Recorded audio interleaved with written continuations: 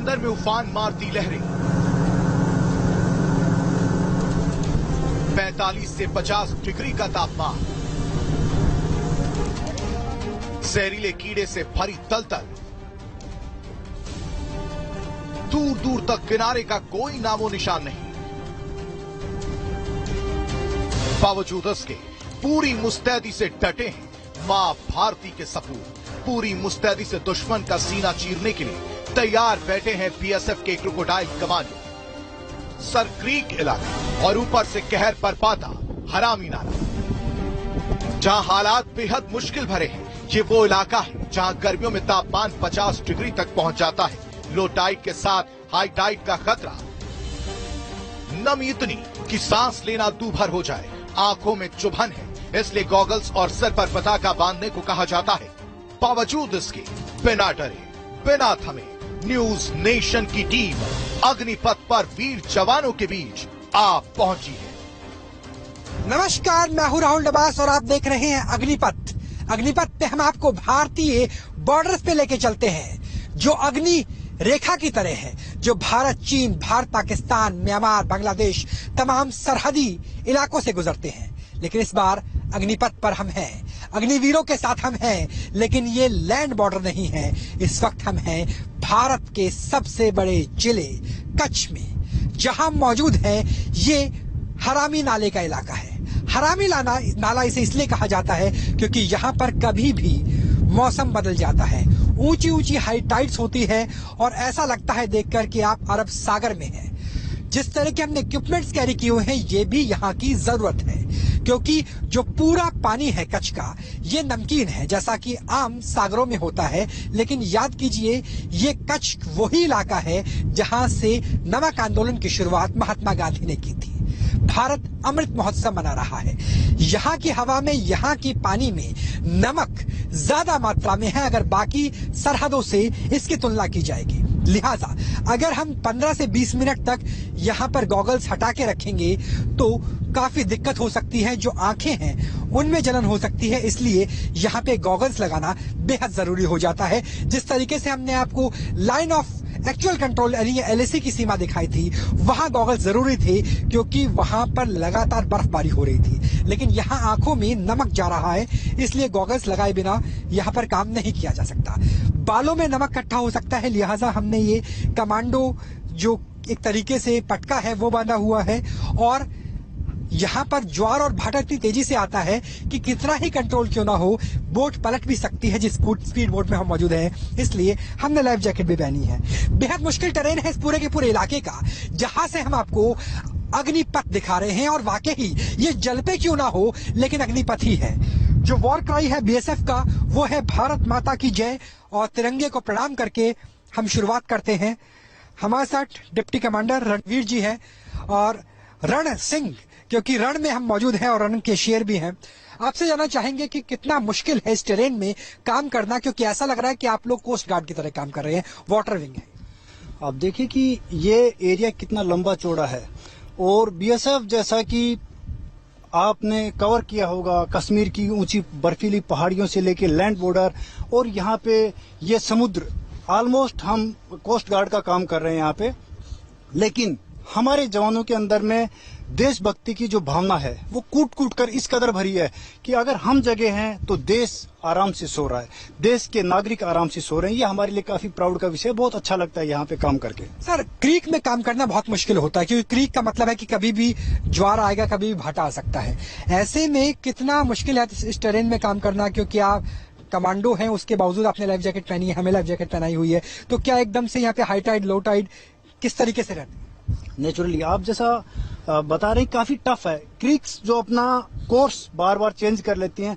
अगर आपने एक बार, सबसे पहला बड़ा चैलेंज है यहाँ पे अपने आप को इस एरिया में ओरिएंट करना।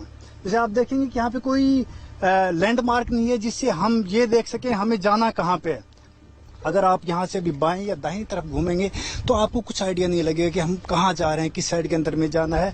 और साथ में ये समुद्र का पानी, जो हाई टाइड जब आती है, आप सोचेंगे ये पानी का लेवल यही रहेगा, लेकिन ये 2 से 3 मीटर तक अप और डाउन जाता है, जिसकी वजह से जो हमारे जवानों को यहाँ ड्यूटी करने में काफ़ी दिक्कतों का सामना करना पड़ता है। लेकिन जैसा मैंने बताया कि हमारे जवान काफी मोटिवेटेड हैं और वो यहाँ पर ड्यूटी करके काफी मतलब खुश रहते हैं और हमने एक ऐसा माहौल बना के रखा है कि वो जवान हमेशा मोटिवेटेड रहें। सर, लेकिन यहाँ पर समस्या अकेले शत्रु से नहीं है, यहाँ तो प्रकृति भी आपकी शत्रु की तरह काम करती है। बहुत देर अगर इस इलाके में रहें तो हो सकता है स्किन छिल जाए, होठ छिल जाए। किस तरह का मुश्किल काम होता है क्रीक के एरिया में काम करना, कच्छ के इलाके में काम? बिल्कुल सही कह रहे हैं आप कि यहाँ पे काफी बड़े बड़े चैलेंज हैं, जिसमें ये जो नेचुरल जो हैजार्ड्स हैं हमारे पास में, इनसे निपटने के लिए हम अलग अलग जो हथकंडे, जैसे आपने भी बताया कि आपने पटका पहन रखा है, हम सभी ने गोगल्स लगा रखे हैं, उसके अलावा लाइफ जैकेट्स लगा रखे हैं। हमारे जो जवान आगे डिप्लॉय हैं उनको कुछ अलग प्रकार के गैजेट्स हम दे के रखते हैं ताकि वो इस इलाके में सही तरीके से नेविगेशन कैसे करते हैं? क्या यहाँ पर जीपीएस लगा हुआ है इन बोट्स के अंदर, स्पीड बोट्स के अंदर? हमारे पास में जीपीएस है, हमने हमारे मोबाइल्स के अंदर में भी वो सॉफ्टवेयर इंस्टॉल कर रखे हैं जिनसे हम ये क्रीक और बाकी एरियाज को हम आराम से आइडेंटिफाई कर सकते हैं कि हम कहाँ जा रहे हैं। अच्छा, यहाँ पर किस तरीके की समस्याएं आती हैं? क्योंकि इंडियन साइट्स ने कह रखा है कि आप यहाँ पे मछली पालन नहीं कर सकते, मछली पकड़ने के लिए नहीं आ सकते। हमारे फिशरमैन तो नहीं आते हैं, लेकिन पाकिस्तान के क्या फिशरमैन आते हैं या फिर वहां से जासूस भी आते हैं? आतंकवादियों का खतरा रहता है क्योंकि 26/11/2008 के बाद तो स्थिति और ज्यादा विकट हो गई। देखिए, जासूस और आतंकवाद का तो यहाँ पे खतरा हर जगह बना हुआ है, भारतीय सीमाएं जहां जहां पर भी हैं, लेकिन यहाँ पे सबसे बड़ा जो चैलेंज है वो मछुआरों से है, क्योंकि साथ में पाकिस्तान के जो गरीब पाकिस्तान किस और है, अगर एक बार आप दिखा सके? अगर आप देखेंगे आपके ठीक पीछे की तरफ में पाकिस्तान है, तो वो आप अगर हम पीछे चलेंगे कहीं पे तो पाकिस्तानी मछुआरे काफी गरीब लोग हैं, वो मछली पकड़ने के लिए काफी बार ऐसे प्रयास करते हैं। हाल ही में हमने काफी बोट और काफी मछुआरे भी पकड़े हैं यहाँ पे। तो पाकिस्तान ठीक पीछे है। और अगर क्रीक इलाके की बात करें, हरामी नाले की बात करें, इसे हरामी नाला इसीलिए कहा जाता है क्योंकि ये क्षेत्र ऐसा है जहां पर मौसम सबसे बड़ा शत्रु है।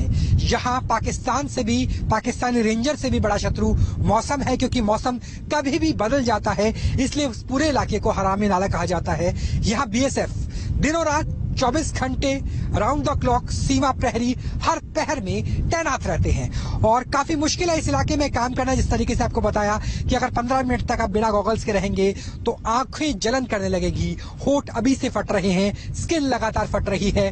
तो ऐसा इस टेरेन में काम करना उतना ही मुश्किल है। यहाँ की सिखलाई उतनी ही कठिन है जितनी शायद पेंगोंग या फिर सियाचिन ग्लेशियर के आसपास काम करना होता है, क्योंकि वो जो काम बर्फ करती है वो यहाँ पर तेजी से आ रही हवा और उसके साथ मिला हुआ नमक करता है। आप इसकी तुलना मुंबई से नहीं कर सकते, विशाखापट्टनम से नहीं कर सकते, गोवा से नहीं कर सकते, कोची से नहीं कर सकते, क्योंकि ये जो टेरेन है, जो क्रीक का इलाका है, यहाँ पर नमक कई गुना ज्यादा है। ऐसे में यहाँ काम करना बहुत मुश्किल हो जाता है, सिर्फ मैन्स के लिए नहीं बल्कि मशीन्स के लिए भी, क्योंकि आपको अपनी जो असॉल्ट राइफल्स है उन्हें लगातार साफ करना पड़ता है, जो बोट्स है उन्हें लगातार साफ करना पड़ता है। लेकिन लगातार भारत के सीमा प्रहरी अग्निपथ पर अग्निवीर बने हुए हैं और इस वक्त हम मौजूद हैं हरामी नाले में, जो सबसे ज्यादा घुसपैठ के, अगर मछुआरों की बात करें, आशंका इसी इलाके से रहती है। चाहे लहरें विकराल हो या फिर तलतली, बीएसएफ के क्रोकोडाइल कमांडो हर चुनौती का सामना करने के लिए हर वक्त मुस्तैद दिखाई देते हैं। पानी की गहराई हो या नमकीन हवाओं के थपेड़े, जवानों को इस कदर कड़ी ट्रेनिंग से गुजारा जाता है ताकि मुश्किल से मुश्किल चुनौतियों का भी ये डट कर मुकाबला कर सके। भारत का जितना बड़ा दुश्मन पाकिस्तान है, उससे भी बड़ा दुश्मन है मौसम, जो जवानों के साथ मशीनों की परीक्षा लेते हैं। शायद इसीलिए इसे हरामी नाला कहा जाता है, क्योंकि यहाँ का मौसम कब बदल जाए गश्त पर निकले जवानों को भी नहीं पता होता है। समंदर की ये सीमा पाकिस्तान से सटी है। भौगोलिक कारणों से भले ही पाकिस्तान ने इस इलाके को बिना निगरानी के छोड़ रखा है, लेकिन भारत की तरफ से बिल्कुल भी ढिलाई नहीं की जाती। समंदर में बीएसएफ क्रोकोडाइल कमांडो इसी तरह रोज गश्त लगाते हैं। बेहद दुर्गम इलाका, जहां दूर दूर तक सिर्फ और सिर्फ पानी ही पानी दिखाई दे रहा है। जहां परिंदा भी पर नहीं मारता, वहां बीएसएफ के जाबाज पूरी शिद्दत के साथ सरहद की रक्षा के लिए जी जान एक कर देते हैं। 1954 में दोनों देशों के मछुआरे बेरोक टोक हरामी नाले से मछलियां पकड़ते थे, लेकिन 1965 के जंग ने सारी ढिलाई खत्म कर दी। क्रीक का जितना महत्व सामरिक लिहाज से उतना ही महत्व आर्थिक लिहाज से भी है, क्योंकि सर क्रीक के इलाके में एक अलग डिग्री बनती है। उस डिग्री के बाद अगर वहां से भारतीय सेना पीछे हट जाएगी तो एक बहुत बड़ा स्पेशल इकोनॉमिक जोन का इलाका पाकिस्तान के पास चला जाएगा। यही वजह है कि पाकिस्तान लगातार चाहता है कि वो क्रीक पे कब्जा कर ले। जितनी समस्या, जितनी ज्यादा बड़ा मुद्दा धारा 370 से पहले जम्मू कश्मीर को बनाया गया था, जूनागढ़ को बनाया गया था, वैसी ही स्थिति क्रीक भी है, सर क्रीक की भी है। यही वजह है कि बीएसएफ के जवान लगातार यहां पर मौजूद हैं, यहां पर पेट्रोलिंग कर रहे हैं। और सर क्रीक के इलाके की अगर बात करें तो ये इलाका भौगोलिक लिहाज से भी बहुत महत्वपूर्ण है और बहुत तेजी से यहाँ पे टेरेन बदलता है। अभी भले ही हम ऐसे इलाके में मौजूद हैं जहां पर लगातार हल्की बूंदाबांदी हो रही है, लो टाइड और हाई टाइड आ रही है, लेकिन नमक की वजह से यहाँ पर काम करना बेहद मुश्किल हो जाता है, क्योंकि नमक चारों तरफ है। और इस इलाके में जो हरामी नाले का इलाका है, यहाँ पर कोशिश ये भी की जा रही है कि जो पाकिस्तान की तरफ से मछुआरे घुसपैठ करते हैं उन्हें भी काफी हद तक रोका जा सके। अगर यहाँ पे हम देखेंगे कि जिस तरीके से आपको व्हाइट पैच नजर आएंगे, ये नमक का है और यही नमक का निशान है जिसकी वजह से ये पूरा इलाका जो क्रीक का और उसके बाद रण ऑफ कच्छ कहा जाता है उसे माना जाता है। और नमक के लिए कहा जाता है कि सौगंध नमक की होती है और वाकई ही भारत माटी का नमक है और यही नमक है जिस नमक का कर्ज अदा करने के लिए बीएसएफ के कमांडो लगातार तैयार रहते हैं, क्योंकि जहां मौजूद हैं यहां पर अभी पानी नहीं है, 1 घंटे बाद पानी आ सकता है। हवा लगातार तकरीबन 30 नॉट 25 नॉट के आसपास चल रही है, यानी 40-50 किलोमीटर प्रति घंटे की रफ्तार से चल रही है। और इस स्थिति में काम करना वाकई ऐसा है जैसे मान लो क्रोकोडाइल काम कर रहा हो।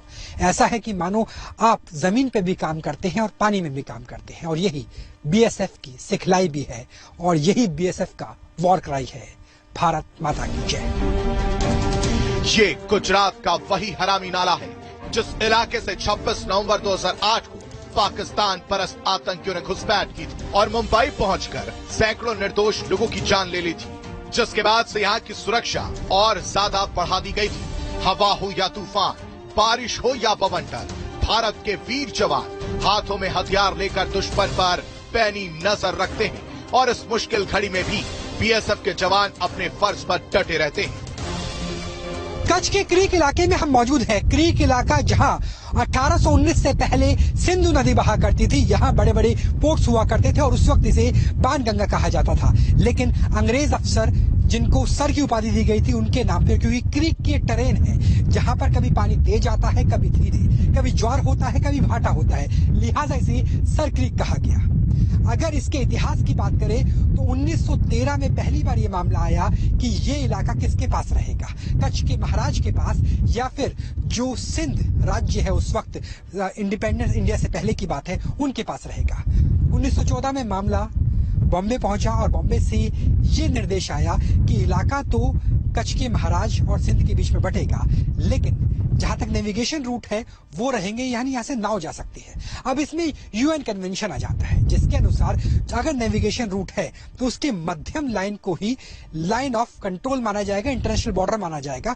और यही भारत और पाकिस्तान का अंतर है। 1954 से पहले यहाँ पर बिना वीजा के आवाजाही होती थी। मछुआरे दोनों ही देशों के मछली पालन करते थे, लेकिन 65 की जंग में सब कुछ बदल गया। उसके बाद ही बीएसएफ का गठन हुआ। बीएसएफ के गठन के बाद स्थितियां और ज्यादा बदल जाती हैं, क्योंकि यहाँ पर लोकल पुलिस हट जाती है और उसके बाद बीएसएफ पहुंच जाती है। और उसके बाद लगातार पाकिस्तान की तरफ से कोशिश की जाती है कि समझौता हो, लेकिन जब 1965 के बाद विलियम, जो तत्कालीन ब्रिटिश प्राइम मिनिस्टर थे, उन्होंने ये कहा कि हम चाहते हैं कि आप आपस में बैठकर बातचीत करें और 90% इलाका हिंदुस्तान को सौंपा गया, तभी पाकिस्तान मानने के लिए तैयार नहीं हुआ। 2004 में जाकर के यूएन कन्वेंशन के तहत बातचीत होती है। ये कहा जाता है कि 2009 से पहले इसका नियमान्वयन कर लिया जाएगा और जिस तरीके से जो पिलर नंबर 1175 उसी तरीके से पिलर लगाए जाएंगे, लेकिन वो भी नहीं हो पाए। उससे पहले मुंबई हमला हो जाता है। अब क्रीक की इंपॉर्टेंस इस लिहाज से भी है कि यहाँ पर ऐसे खनिज हैं, खासतौर पर गैस और पेट्रोलियम की बात करें, जो दोनों देशों के लिए महत्वपूर्ण है। सर क्रीक से अगर थोड़ी सी भी इंटरनेशनल बॉर्डर मुड़ती है तो कई हजार एकड़ इलाका ऐसा होगा जो भारत के स्पेशल इकोनॉमिक जोन से निकल के पाकिस्तान के पास चला जाएगा। यही वजह है कि बॉर्डर पे बीएसएफ लगातार तत्पर है, लगातार तैयार है। इस इलाके में मछुआरों की शक्ल में आतंकी घुसपैठ का खतरा ज्यादा रहता है, लिहाजा बीएसएफ की एक टुकड़ी लगातार समंदर में पेट्रोलिंग करती रहती है। जवान 24 घंटे हथियार के साथ इस मुश्किल भरे इलाके में पेट्रोलिंग करते नजर आते हैं और जैसे पाकिस्तान बोट नजर आती है, बीएसएफ उसे घेर कर पकड़ लेती है। हालांकि तलाशी के बाद मछुआरों को भी छोड़ दिया जाता है, लेकिन कई बार संदिग्ध पाए जाने के बाद बोट जब्त भी कर ली जाती है, क्योंकि क्या पता किस शक्ल में आतंकी आ जाए। अग्निपथ पे लगातार न्यूज नेशन की टीम मौजूद है। जहां हम मौजूद है ये दक्षिण एशिया का सबसे बड़ा दलदली क्षेत्र है। सरक्रीक का इलाका है, कच्छ का पूरा रण प्रदेश है और यहाँ पर काम करना बेहद मुश्किल इसलिए होता है क्योंकि यहाँ की एसओपी पहले ये है कि आप जूतों के साथ नहीं जा सकते। हालांकि यहाँ पे कई तरह के सांप मौजूद हैं जो इस पानी में होते हैं, लेकिन फिर भी क्योंकि एसओपी है बीएसएफ की कि आप जूतों के साथ नहीं जा सकते, लिहाजा कमांडो हो या न्यूज नेशन की टीम हमें पैदल ही जाना पड़ रहा है। और जबकि जहां हम मौजूद हूं यहाँ पर लगातार दलदली इलाका है। अगर मैं पैर बहुत देर तक नहीं हिलाऊंगा तो अंदर धंसते चले जाएंगे और यहाँ से बोला गया अगर 2-3 फीट और आगे तक जाऊंगा तो शायद निकालने के लिए कमांडोज की जरूरत पड़े, क्योंकि निकलना बेहद मुश्किल हो जाता है। ऐसी दलदली सतह पर बीएसएफ के जवान मां भारती के लगातार काम करते हैं और वो किस तरीके से काम करते हैं वो दिखाना बेहद महत्वपूर्ण है। याद कीजिए कि 26/11/2008 जो पूरा कच्छ का इलाका है, गुजरात का इलाका है, यहीं से ही भारत की एक नाव को कैप्चर किया गया। उसका नाम था कुबेर। उस नाव में बैठ करके आतंकवादी मुंबई के तट तक पहुंचते हैं अरब सागर से होते हुए और उसके बाद 26/11 यानी मुंबई पे हमला किया जाता है। ऐसे में बेहद महत्वपूर्ण है कि पाकिस्तानी की चाहे मछुआरे ही क्यों ना हो, उनकी नाव को कैप्चर किया जाए और किसी तरीके से भारतीय नाव वहां जा नहीं पाए। और वो चीज हमें यहाँ पे नजर आती है कि आपको दूर तक जितनी ये नाव नजर आएंगी ये सारी नाव पाकिस्तान की है, पाकिस्तान के मछुआरों की है, जो इसलिए भी यहाँ पहुंच जाते हैं क्योंकि जिस हरामे नाले इलाके में सरक्रीक में हम मौजूद हैं यहाँ पर भारतीय मछुआरे नहीं आ सकते। मछलियां बहुत ज्यादा है, ऐसे में अगर वो एक बार आते हैं तो उन्हें आराम से बहुत सारी मछली मिल जाती है। पाकिस्तान के अगर करीबी सूबों की बात करें, जिलों की बात करें तो बहुत गरीब है, वो इतने गरीब हैं कि वहां पर गुजर बसर करना बेहद मुश्किल हो जाता है। ऐसे में वो अपनी मुफलसी, अपनी गरीबी और पाकिस्तान की आर्थिक हालत तो सभी जानते हैं, से बचने के लिए भारतीय सीमा में घुस आते हैं और उसके बाद बीएसएफ उन्हें कैप्चर कर लेती है। जिसके बाद जो लोग बता पाते हैं कि हम पाकिस्तान के इस इलाके से आए हैं उन्हें फिर डिपोर्ट किया जाता है, पाकिस्तान भेजा जाता है। बहुत से लोग फंस भी जाते हैं। और अगर पिछले 3 महीने की बात करें, तकरीबन 54 से लेकर 56 नाव ऐसी हैं जिन्हें कैप्चर किया गया। और इन्हें कैप्चर करना इस लिहाज से भी महत्वपूर्ण है क्योंकि ऐसा ना हो कि ये टोहो के लिए पहुंचे और जरूरी नहीं है कि इसमें मछुआरे ही हों।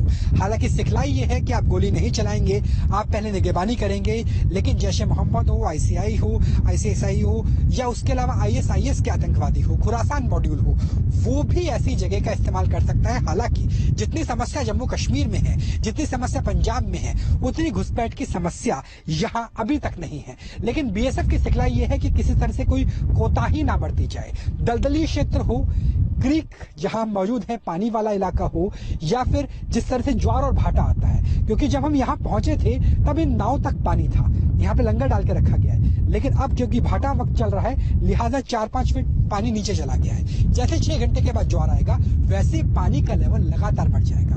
यहाँ पर टापू गायब हो जाते हैं, यहाँ पर सतह गायब हो जाती है। यहाँ पर काम करना बेहद मुश्किल है क्योंकि जो मेरे पैर हैं वो लगातार नमक के पानी में है और दलदली क्षेत्र है। अगर मैं यहाँ पर पैर रखने की कोशिश करता हूँ तो पैर लगातार लिपट जाते हैं, पैर रुकने का नाम नहीं ले रहे।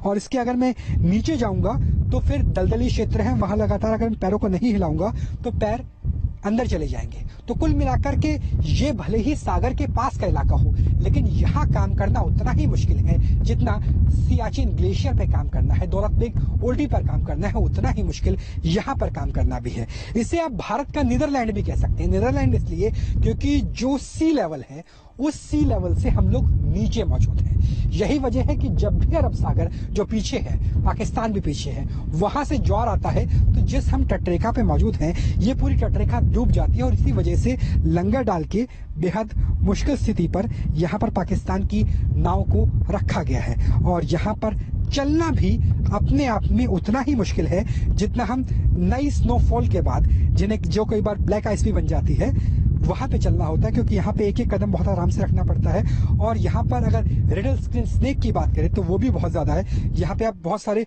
डॉट्स देख सकते हैं। एक बार मैं चाहूंगा कि इसमें फोकस करके दिखाएं तो कई बार ऐसा होता है कि यहाँ पे कान खजूरे हैं, उसके अलावा और जो सी वाले एनिमल्स हैं, छोटे छोटे इंसेक्ट्स हैं, उनकी वजह से, और कई बार इन छेद के अंदर सांप भी हो सकते हैं। तो यहाँ पर काम करना बेहद मुश्किल है। हालांकि बीएसएफ ने हमें इंश्योरिटी दी है कि अगर आपको यहाँ पे सांप काटता है तो बहुत जल्द यहाँ पे इलाज किया जाएगा, स्पीड बोट मौजूद है। लेकिन आप ये सोचिए कि इस जगह ऐसी स्थिति में काम करना कितना मुश्किल हो जाता है, कितना दूभर हो जाता है। और उस स्थिति में बीएसएफ वाले ना सिर्फ अपना काम करते हैं, अपने कर्म का निर्वहन करते हैं, बल्कि इस तरह की पाकिस्तान की नाव को कैप्चर भी करते हैं। और यही सुरक्षा की गारंटी है। यही वो बात है जो साबित करती है कि 26/11/2008 जैसी स्थिति दोबारा नहीं हो पाएगी। और यही वजह है कि बीएसएफ जब तक इस तरीके से सर क्रीक या पूरे के पूरे वेस्टर्न बॉर्डर में काम कर रही है, अमृत महोत्सव आप अपने गांव में, अपने जिले में, अपने शहर में आराम से शांति से मना सकते हैं। आजादी का महोत्सव मना सकते हैं, क्योंकि आजादी के लिए जो कीमत है वो मां भारती के लाल सशस्त्र बल लगातार चुका रहे हैं। भारत पाकिस्तान के बीच कच्छ का ये वो इलाका है जहां ना तो इंसान बसते हैं और ना ही उनकी बस्तियां। दिन का उजाला हो या रात का अंधेरा, ये जवान इस वीरान सरहदी इलाके में फर्ज को जी जान से निभाते हैं। यहाँ सुरक्षा बल सबसे बड़ी लड़ाई मौसम से लड़ रहे हैं, लेकिन खतरे और भी हैं जिससे इन्हें निपटना जरूरी है, क्योंकि इन्हें पता है ये जागते हैं तभी देश चैन की नींद सोता है। कच्छ के रण से राहुल डबास के साथ टीम न्यूज नेशन।